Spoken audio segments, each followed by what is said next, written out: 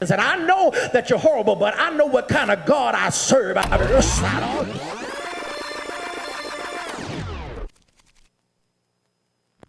Welcome back. I hope and pray that you had an incredible week this week. And I want to thank you for the courage to once again come back to this master class as we're dealing with this whole topic of Unfriended. The whole aim of this series is to challenge you and I to not allow breakups to break us down. How many of you know that it takes true maturity to manage necessary endings? And really spending this entire month really just having a conversation. These are not sermons per se, just conversations and messages that I want to share with you, that I know these are things that we deal with on an everyday basis. As a pastor, I hear about it all the time. 2020 was hard. It exposed the cracks and flaws in a lot of things, in our economy, in our political system, but it also exposed a lot of cracks and faults within our relationships. And as we think about relationships, I know oftentimes when we hear about relationships, we solely think about getting together. That seems to be the preponderance of information. But how many of you know at the end of the day, it is how we manage when things come to an end? Statistics are very clear that even marriages now, 50% are ending in divorce. I cannot tell you how many people come and they talk about how many friendships are coming to an end, how many job situations are coming to an end. And one of the challenges that I really want you to be prepared for is how do we manage those moments when things end? On last week, we really challenged you to know that your peace is valuable. And we looked at the story of Abram and Lot, and we saw what happened with them. They peaceably were able to separate. And in the separation, listen, because at the end of the day, Lot was a lot for Abram. But at the end of the day, God was able to grace him and bless him. And as I was thinking this week, as we continue this idea about what it means to deal with breakups, I want to pose this question for you to really consider. Have you ever said you were never going to go back to someone or something only to go back? Have you made the reality of going across a bridge that you swore you had burned down? I mean, how many of us are guilty of saying, I will never speak to them again. I will never go into that situation because of what has happened, what has transpired, only to find yourself going back and you seemingly are stuck in a perpetual cycle. Have you ever asked yourself that question? Why? Why do I continually go back when I know it's not healthy, when I know it's not working? And maybe it's because one of the most fundamental things that we fail to put in place during necessary endings are boundaries. I learned this. Matter of fact, today is an anniversary. Today marks a year since I became a dog dad. I got a dog named Deacon. And getting Deacon was an exhilarating, fun, but yet a headache a lot of the times. And one of the challenges was trying to train him when it comes to how to use the bathroom and what his responsibility was being outside and inside, because he was not going to use the bathroom on the inside, had to go outside. And one thing I learned about Deacon early on is that Deacon liked to wander. Now, at my house, I don't really have what you call like boundary lines. There are no physical landmarks in place. And my neighbor next to me has animals and dogs and even has a horse. And it's interesting that at times Deacon would get lost. He had this unusual attraction to my neighbor's horse. And so I would get frustrated because I was not going to chase after Deacon. And after a while, he'd get missing and things were happening, and I kept trying to do it. Matter of fact, when I catch up with him, I would try to punish him. I would try to withhold. But every now and again, whenever he got out in the yard, he would find a way to the neighbor's yard, to the point where I had to figure out, I need to find something to put in place to be able to keep him on my property. I had to go shopping for something that would produce a boundary. I had to find something that could limit his movement because on his own, Deacon was not going to stay in line. And for each of us, that is oftentimes a challenge. And as believers who are trying to navigate relationships, trying to navigate even necessary endings, one of the things we struggle with is setting boundaries. That was a phenomenal book. Let me check my notes. That's written by Henry Cloud and John Townsend. And the name of the book is Boundaries. Listen, in it, they give a wonderful assessment of how we should put boundaries in the context of our lives. And this is what they said. I really love a lot of the information they put. It said believers often focus so much on being loving and giving that they forget their own limits and limitations. Boundaries are personal property lines that define who you are and who you're not and influence all areas of your lives. And he talks about it in three ways. There are three types of boundaries. There are physical boundaries that help you determine who may touch you and under what circumstances. That there are mental boundaries, give you the freedom to have your own thoughts and your opinions. And there are even emotional boundaries. They help you deal with your own emotions and disengage from the harmful, manipulative emotions of others. I saw an amazing meme the other day on social media while I was traveling, and I had to mention it because it really spoke volumes to me. It said, I would rather adjust my life to your absence than adjust my boundaries to accommodate your disrespect. When you think about boundaries, what do they begin to put in place in our lives? And it's important that we understand how they begin to be manifested. Boundaries, in essence, if we were to break them down, they ought to bring out of us awareness. They ought to bring out of us attention, things that we focus on. But then also, watch this, boundaries are something that we ought to operate in application. What are the deliberate boundaries you put in place? And I know that's hard for many of us. And as we think about it, let's be honest, putting boundaries in place are hard. So you're saying, PG, I hear you. It's making sense. I know that I need to provide limits on my life, limits in relationships, limits even in necessary endings, so I will not go back. But that sounds easy. But just as I said, it can be very difficult to apply. Back at home, one of the most interesting things we had in my yard was a large stone. It was a rather large stone that we had in our yard. And it became really a barrier, boundary, if you will, and a landmark. Because the address of our house was not in a prominent place, I would oftentimes have to tell people who were coming by to look for the stone. The stone in the front yard of our house, my home, was the place that was the landmark. It was something that signified to people that this was where I lived. It was a boundary. It was, in essence, a monument. It was something that was to remind those and others, this is where I live.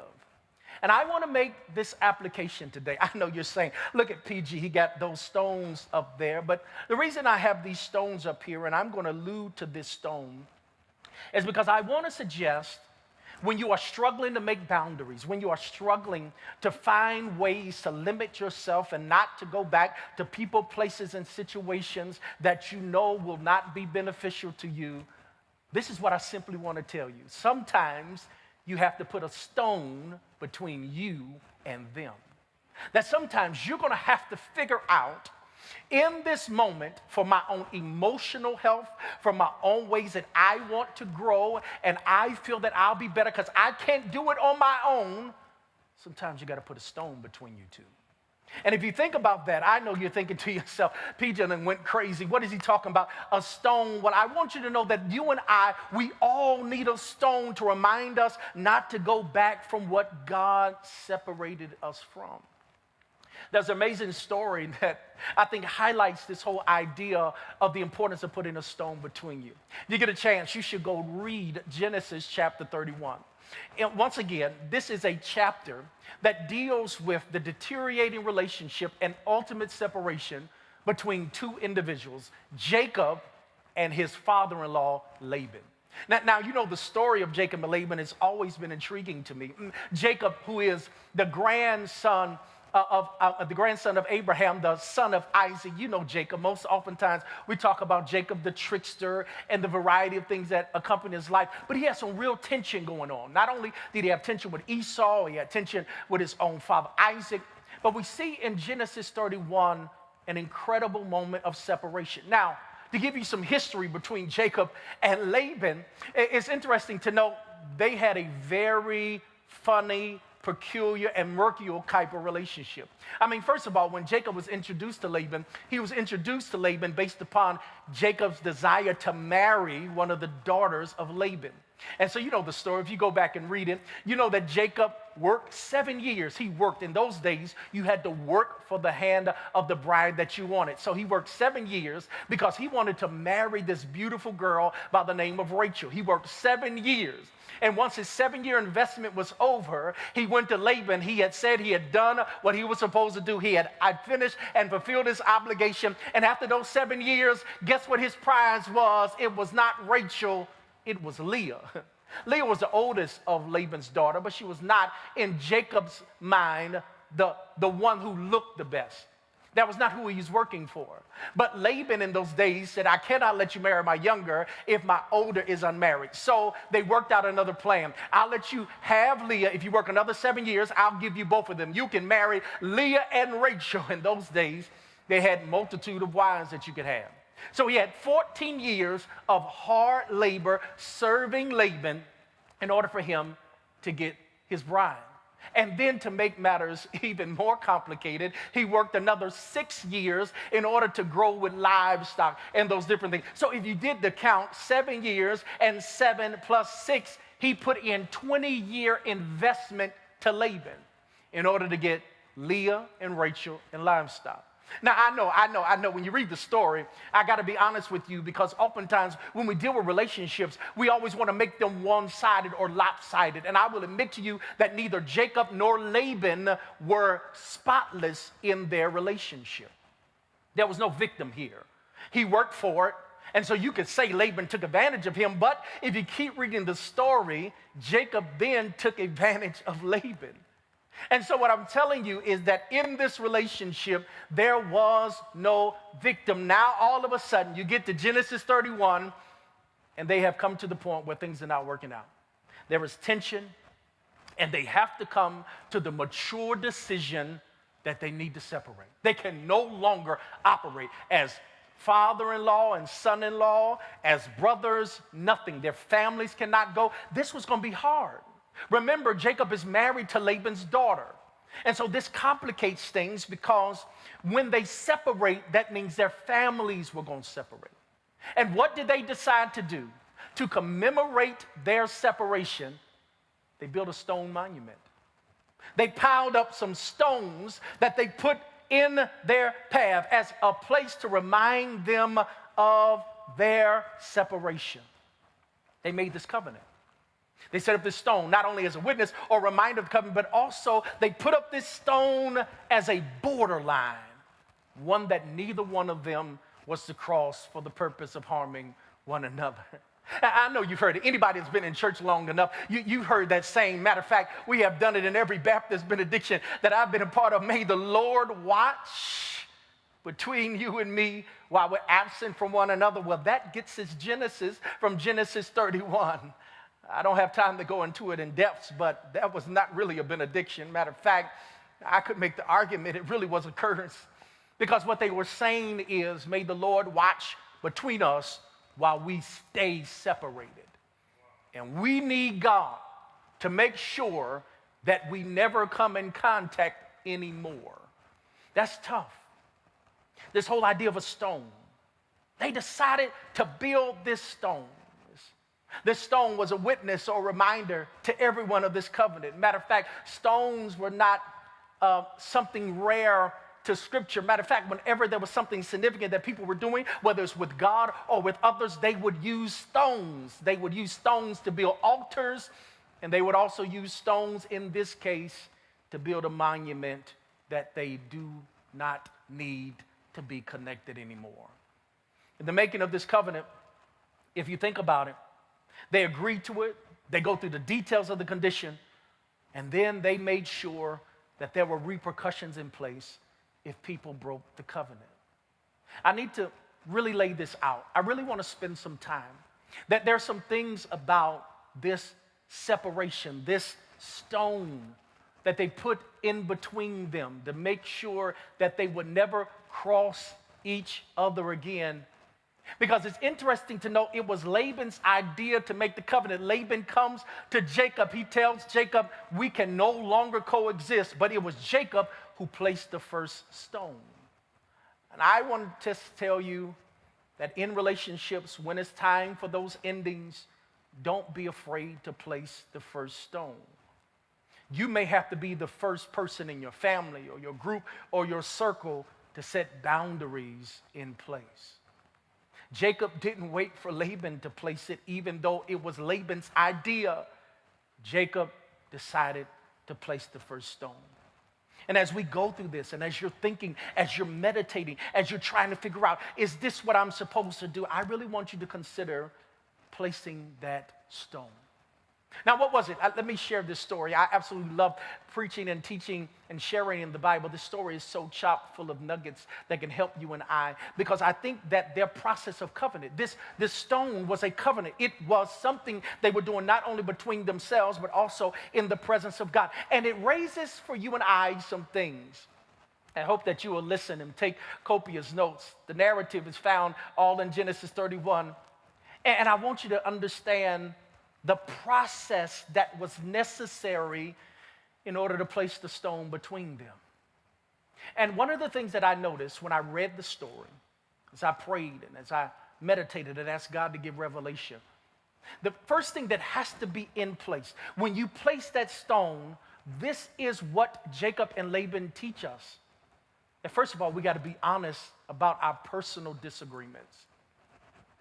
Yeah, when they placed the stone, this is no time for pretense. No, this was time to lay it out on the line. The one thing that I can truly say about this situation with Jacob and Laban is that when it came time to put the stone down, they were honest about what they personally disagreed with.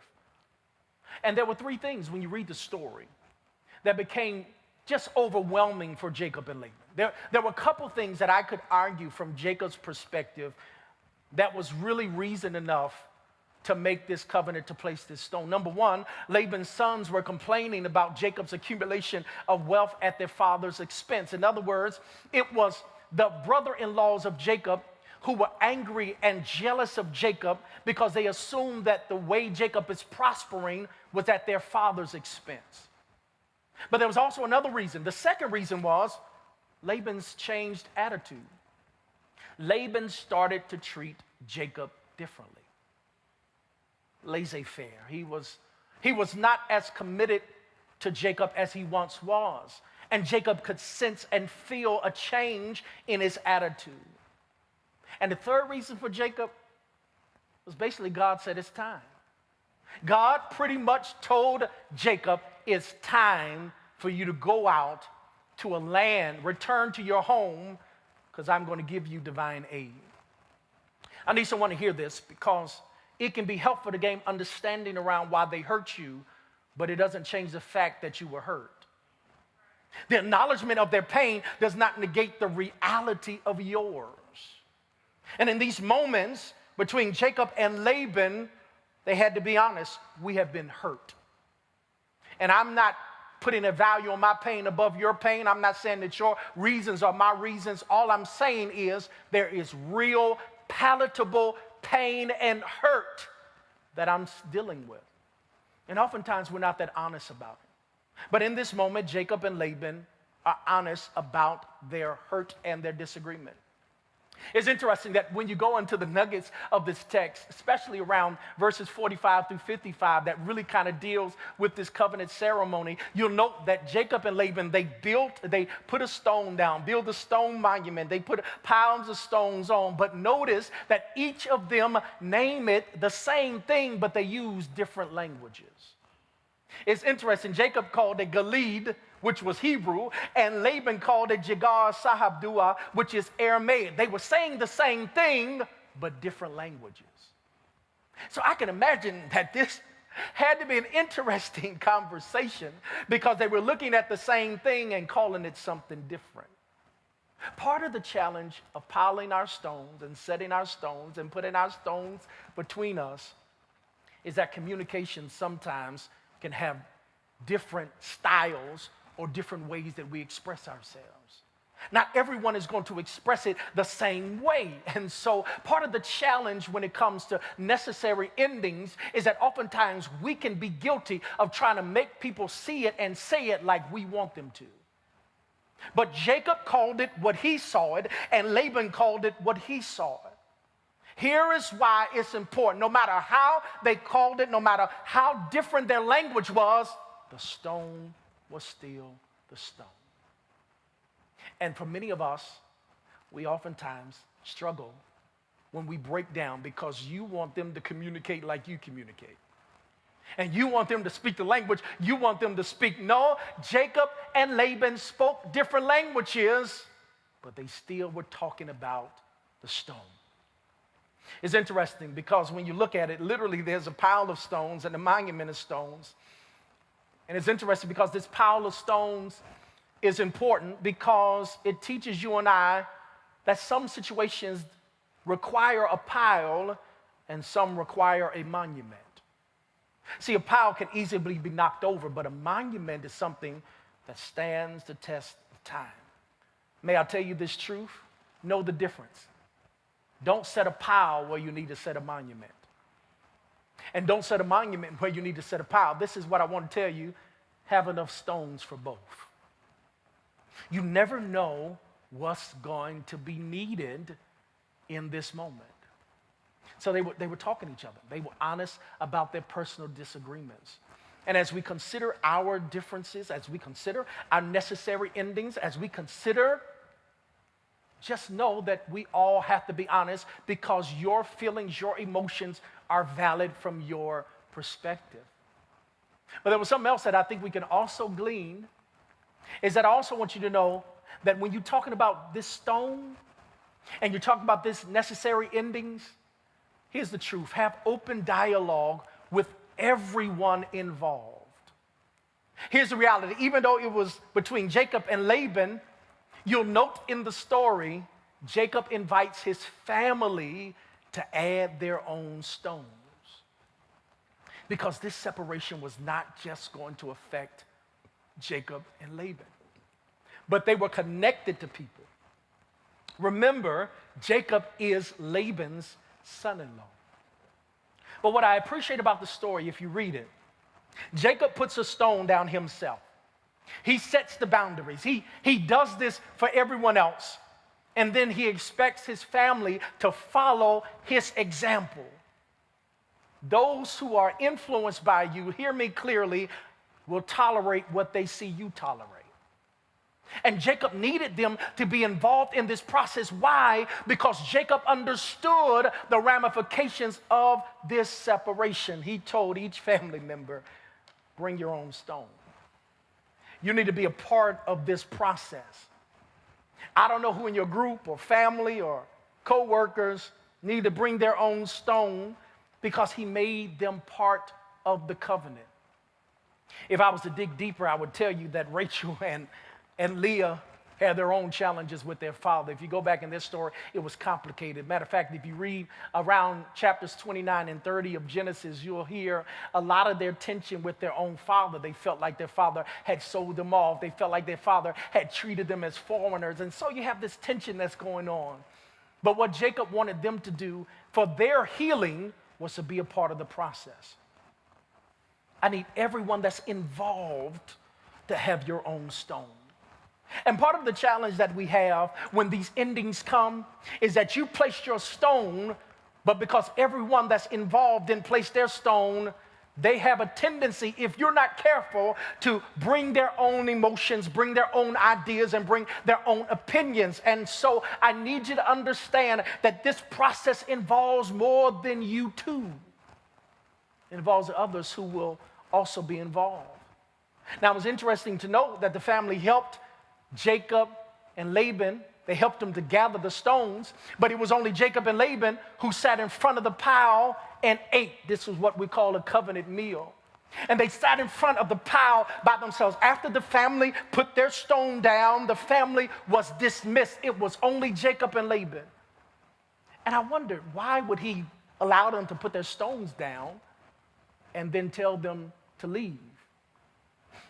And God said, Goodman, understand. Reaching healthy resolution in a relationship may require you to exclude unnecessary external factors. Jacob and Laban, after they got everyone involved, they brought their stones. This would ultimately have to be between Jacob and Laban. Because I can imagine if Rachel and Leah were still there and that Jacob and Laban were trying to hash out the agreement about the separation, they would like to chime in with their 2 cents. All Jacob was asking was your stone, not for your opinion.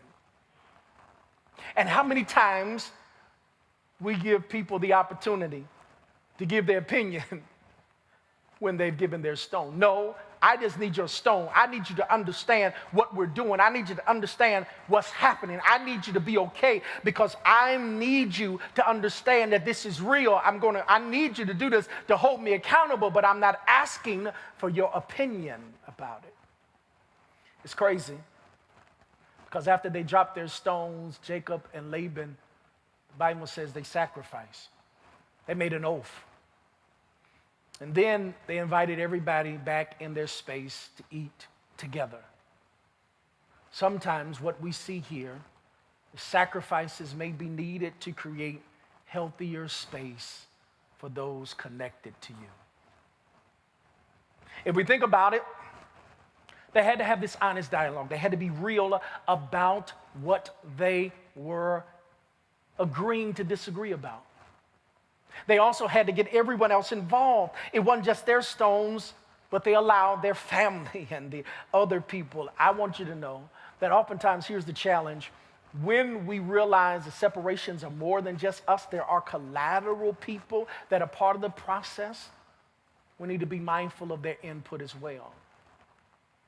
But then there was something else that I see, that when you set that stone between you and them, set expectations for conduct in absence.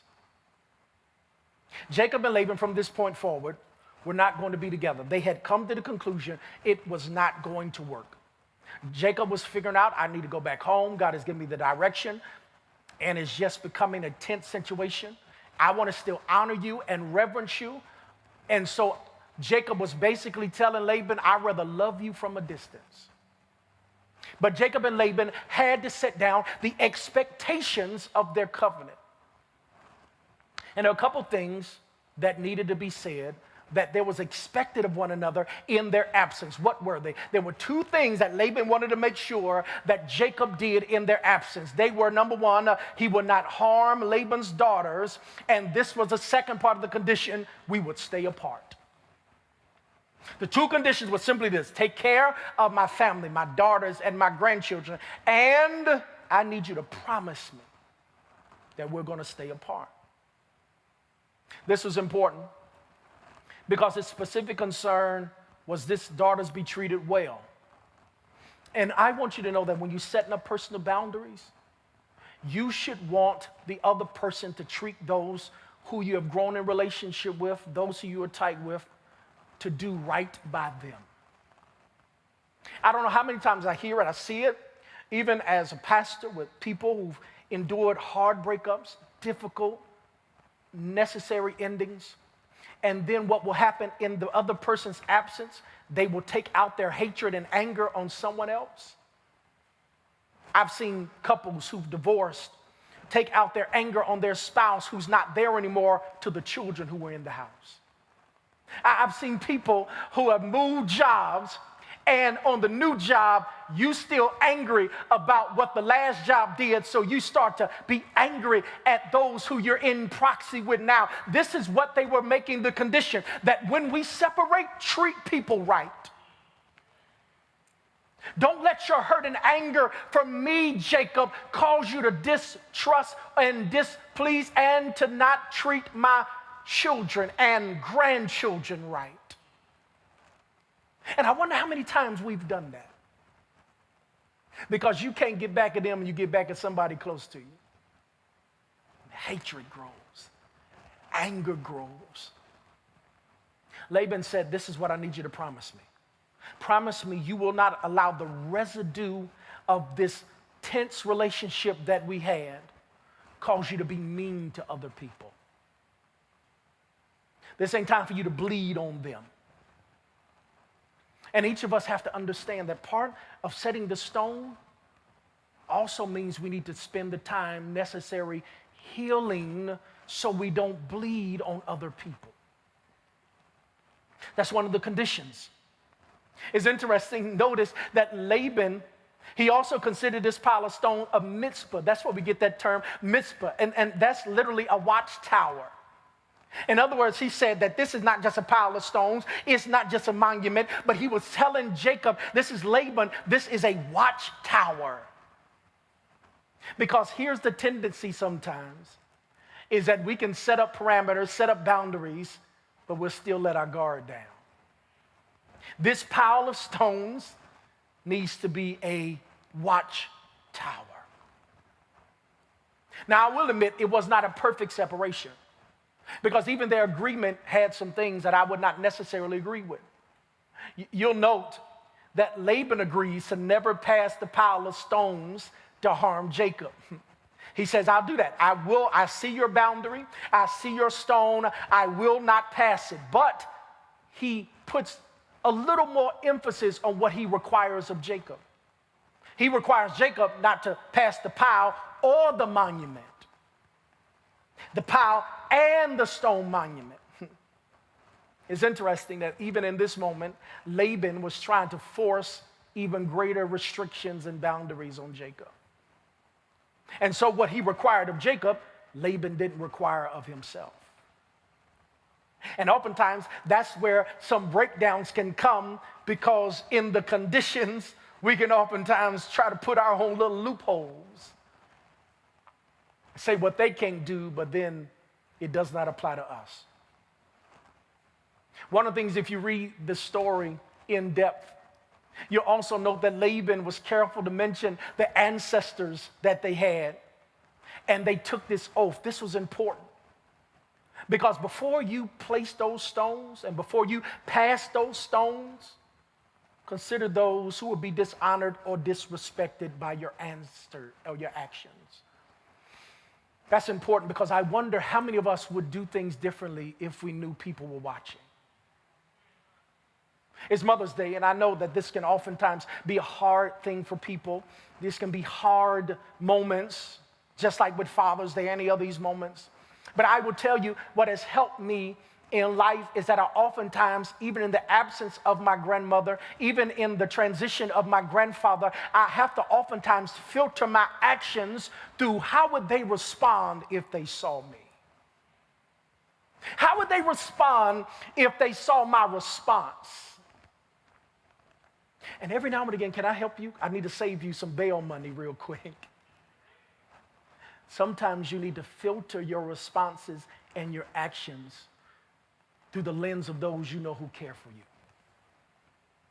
Well, they want me posting this on Facebook. What's that gonna do? Will they want me responding in this way? Will they want me retaliating in this way? And Laban and Jacob, in their moment of covenant, they called out the ancestors because they wanted their actions to be filtered through their ancestors. I used to hear it all the time. They would say stuff like, you know better. You were raised better than that. And in the moment of anger and hurt, let's be honest, we don't always think rationally. We don't always want to do what's right for the other person. No. But what would the ancestors say? What would Mama say? What would Big Mama say?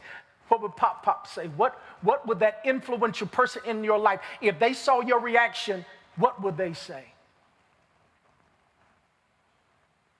There's a final thing, and I'm done with you. Is that also, when they put up this stone, when they placed the stone between them, this was a permanent fixture. You got to put up your stone and stick to it.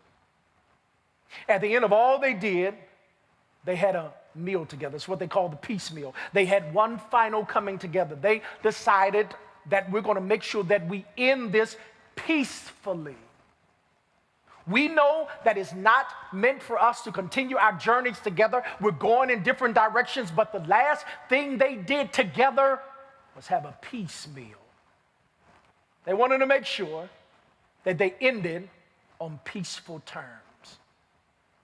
This covenant meal, this peace meal, was the final binding demonstration of a newly made covenant. I think it's interesting, according to antiquity, that was the last part of the covenant ritual, have a meal together.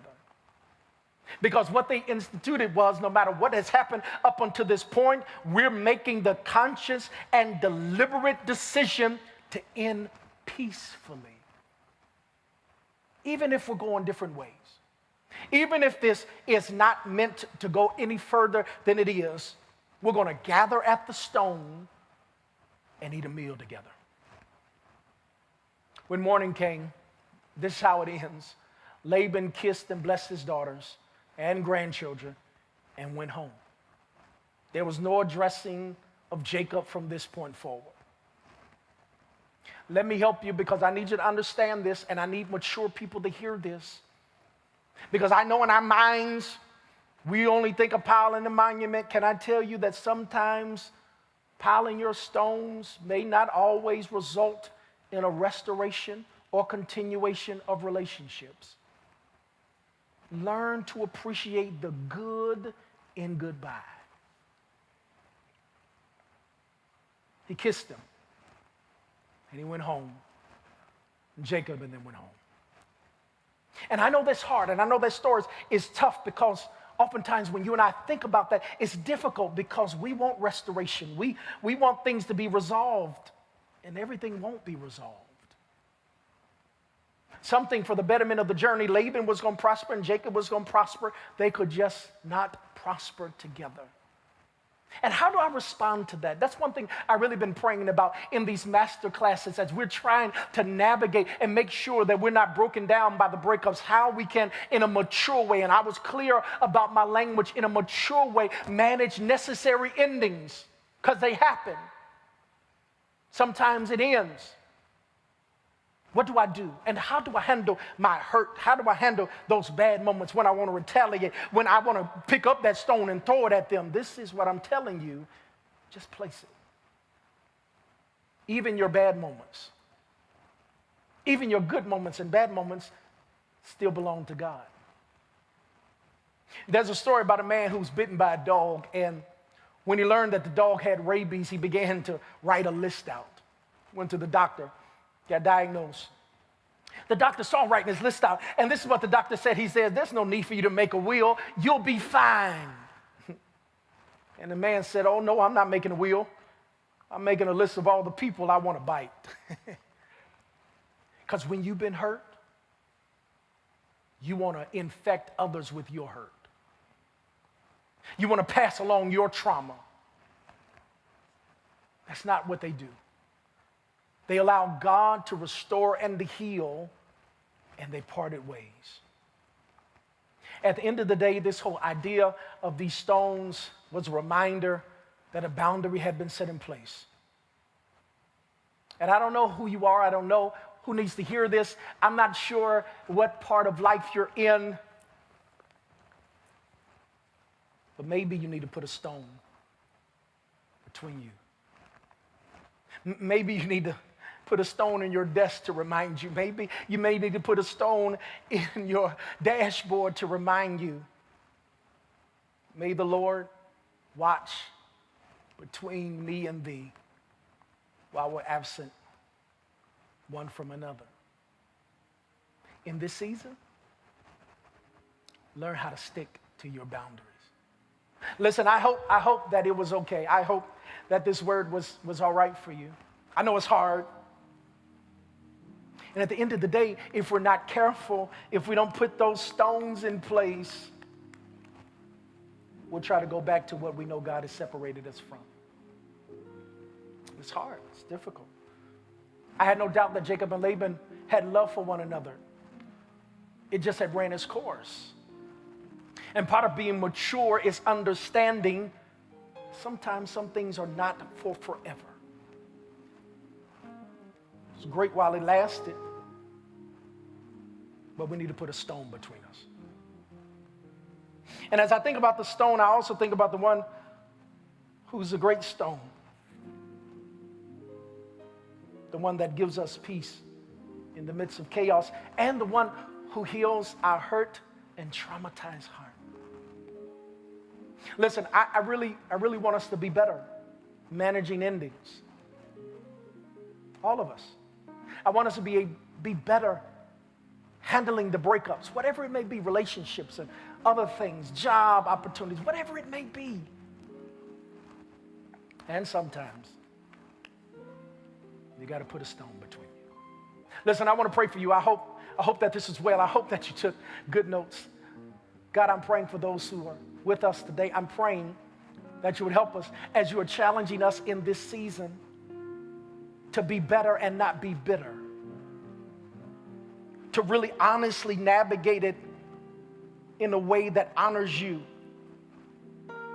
So, Lord, we realize that there are moments that we have not put down sufficient boundaries and things that we know you have called us from. Because of our human proclivity, we have a need and desire to go back to it. So, Lord, we pray today that you give us the strength to put a stone between us. We pray, God, that you would allow us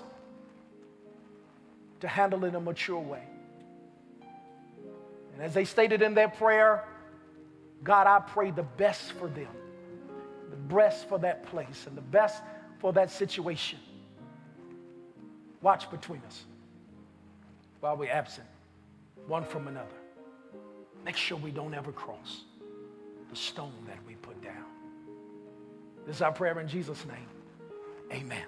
Listen, I'm praying for you, but we have some people that are also praying for you. And one of our great desires is we want you to become partners of the Tabernacle Baptist Church. Listen, you see the multiple ways on the screen. Go ahead and send that word connect to that number right there on the screen, or even go to our website, or even email us at connectwithus@tbcaugusta.org. But here's something also. We have an amazing I-team that's ready and live that will engage with you. Matter of fact, we have some people, some smiling faces already with you right on this day who want to pray with you in our what we call our connection Zoom rooms. They're ready to pray with you and whatever else you need. One of the things that we really are trying to do in this season is to let you know that you are not alone. I know that this series is going to be hard. I know that it's going to be wrenching our heart and our gut, but it's healthy. We need to be able, in a spiritually mature way, manage breakups. Listen, I'm praying for you.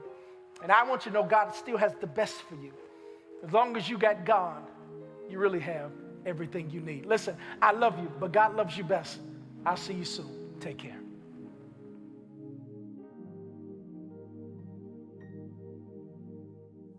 Yo, what's up, Tab? Fam, we hope that y'all enjoyed that second installment in our sermon series, Unfriended. Yes. And I was blessed by that word, particularly because there are some things, that we need to remind us that sometimes some kind of breakups and unfriendedness is not always a burden. Sometimes it can be a blessing. Not because anything is wrong with you or me, but just because the season is just different.